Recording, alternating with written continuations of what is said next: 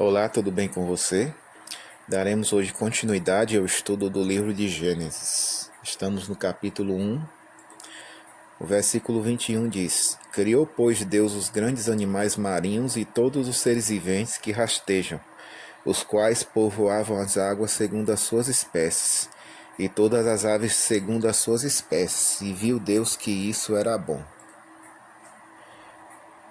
Criou, pois, Deus os grandes animais marinhos. Pela segunda vez, a palavra criou é usada no capítulo 1 para indicar a introdução de algo totalmente novo, a criação de animais.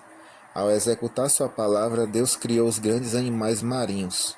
A tradução baleias tem escopo limitado. A palavra tem diferentes significados, como serpente, em Êxodo 7, versos 9, 10 e 12, e dragão, Isaías 51, verso 9, Ezequiel 29, versículo 3. Mas deve significar monstro marinho nesta passagem. Que rastejam. O verbo ramas é aplicado especialmente aos animais que rastejam, Gênesis 9, 2, tanto terrestres quanto aquáticos, embora aqui se aplique claramente a criaturas aquáticas, segundo as suas espécies. Como no caso das plantas criadas no terceiro dia, é feita a declaração de que tanto os peixes quanto as aves foram criados segundo as suas espécies, indicando explicitamente que as diferentes espécies de animais foram estabelecidas na criação e não por meio de um processo de desenvolvimento, como afirmam os evolucionistas.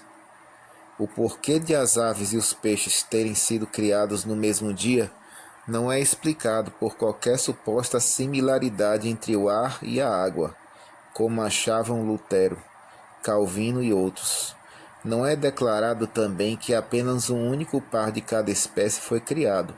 Ao contrário, as palavras povoem-se as águas de enxames de seres viventes parecem indicar que os animais foram criados não apenas numa rica variedade de espécies, mas também em grande número de exemplares.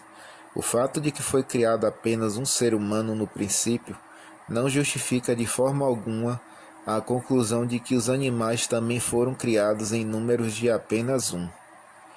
E viu Deus que isso era bom. A terra deve ter parecido muito agradável ao Criador quando ele a contemplou no final do quinto dia. Não só colinas verdejantes, correntes cristalinas e lagos azuis, mas criaturas vivas, movendo-se, nadando e voando, deram a este mundo pela primeira vez a qualidade de vida que não possuíra antes. Mas então ali estavam criaturas que podiam entoar louvores ao Criador, que revelavam certa medida de inteligência ao saber encontrar o tipo certo de alimento, ao construírem ninhos como abrigos, Mateus 8:20, e ao conhecerem a época de suas migrações, Jeremias 8, verso 7. As obras de Deus realizadas nos dias anteriores foram verdadeiramente perfeitas, mas então a natureza recebeu um ornamento especial no quinto dia. Sem a vegetação criada no terceiro dia, o mundo teria uma aparência pouco atraente e seria ainda mais destituído de atratividade e alegria, se os milhares de seres vivos que o povoam estivessem ausentes. Cada uma dessas criaturas, grande ou pequena, ensina uma lição quanto à obra do grande Deus a quem, como autor e preservador da vida, os seres humanos devem adoração. E essas criaturas devem despertar no ser humano forte respeito pela vida, a qual não podemos criar, mas que devemos cuidadosamente proteger e não destruir. Versículo 22. E Deus os abençoou, dizendo: Sede fecundos, multiplicai-vos e enchei as águas dos mares e na terra. Se multipliquem as aves. E Deus os abençoou. A obra do quinto dia não só foi declarada boa pelo Criador, mas recebeu uma bênção, que não foi dada nem às obras inanimadas nem às plantas.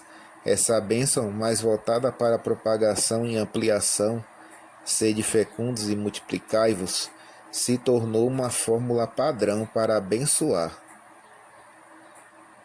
Verso 24. Disse também Deus: produza a terra seres viventes, conforme a sua espécie, animais domésticos, répteis e animais selváticos, segundo a sua espécie. E assim se fez. Da mesma forma que o terceiro dia, o sexto é distinguido por um duplo ato criativo, a criação dos animais terrestres e do ser humano.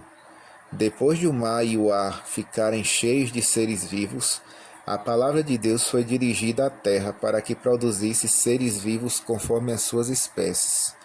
Este se divide em três classes. Animais domésticos é a primeira classe. Derivado da raiz barran, ser mudo, significando animal mudo.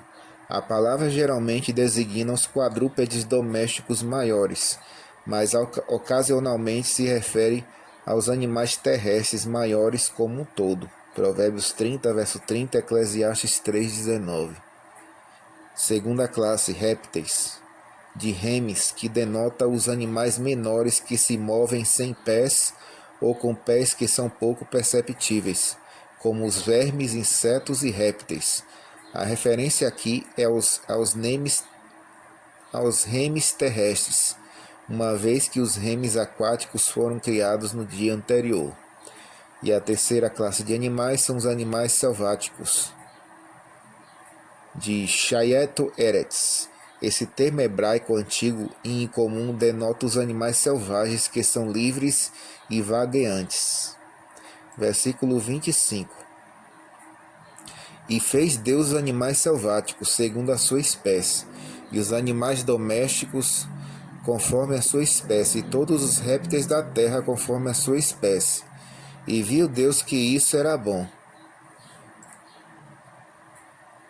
A ordem da criação dos seres vivos neste verso difere da ordem dada no verso 24, já que o último grupo do verso anterior é o primeiro mencionado aqui. Essa é uma disposição bem conhecida no idioma hebraico, chamado de paralelismo inverso. Gênesis 10, versos 1, 2 e 6 e verso 21, e Provérbios 14, versos 16 e 17. Segundo a sua espécie. A declaração se refere a três classes de seres vivos, cada uma das quais tem suas diferentes espécies. Estas palavras inspiradas contradizem a teoria da evolução, a qual declara que as formas mais elevadas de vida se desenvolveram das inferiores, e sugere ainda ser possível produzir matéria viva a partir da terra inanimada. Ao passo que estudos científicos confirmam a declaração bíblica de que todos os organismos vivos são feitos da terra, pois não contém nenhum elemento além do que a terra possui. Os cientistas nunca conseguiram produzir, a partir da matéria inanimada, uma única célula capaz de viver e reproduzir sua espécie. E viu Deus que era bom. O breve relato da criação de todos os animais terrestres se encerra com a usual palavra de aprovação, e o autor logo passa ao relato da criação do homem, que culmina a obra da criação. Versículo 26. Também disse Deus: façamos o homem à nossa imagem, conforme a nossa semelhança. Tenha ele domínio sobre os peixes do mar, sobre as aves do céu, sobre os animais domésticos, sobre toda a terra e sobre todos os répteis que rastejam pela terra. Façamos o homem. O relato sagrado proclama logo ao início a preeminência do homem sobre todas as outras criaturas da terra.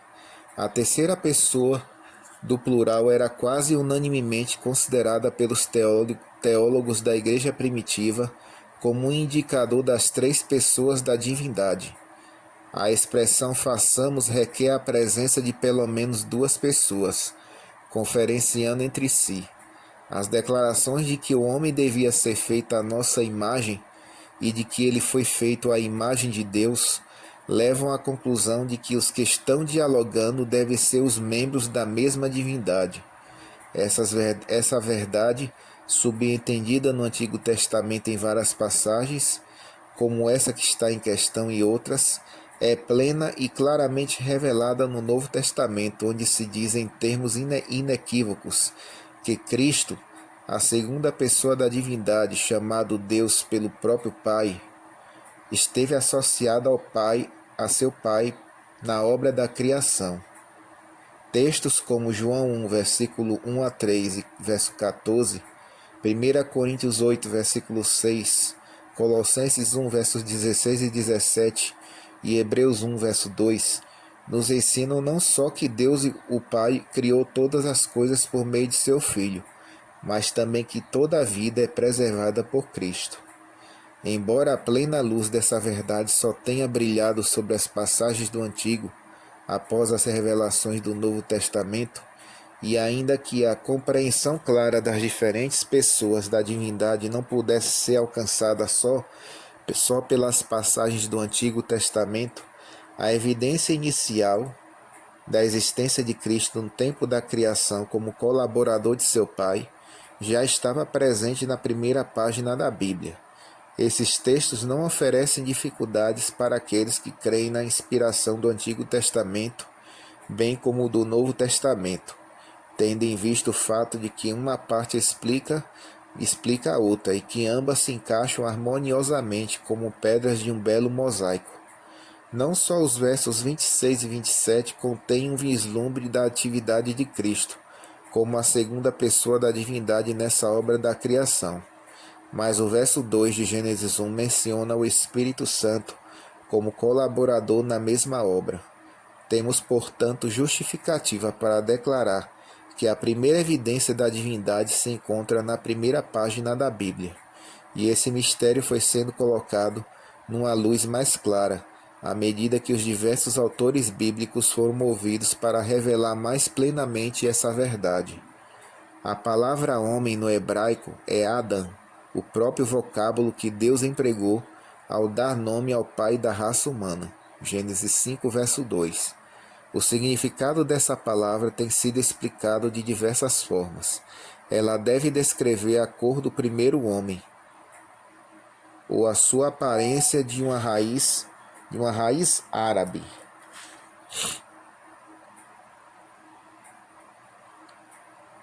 O que é provável pode descrever sua origem, o solo. A nossa imagem. O homem deveria ter a imagem de Deus, tanto na aparência exterior como no caráter. Essa imagem era especialmente evidente em termos de sua natureza espiritual.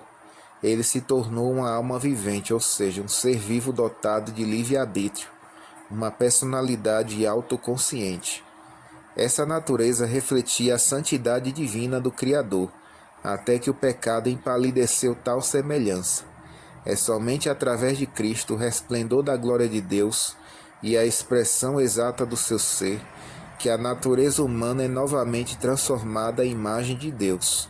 Colossenses 3, verso 10 e Efésios 4, verso 24.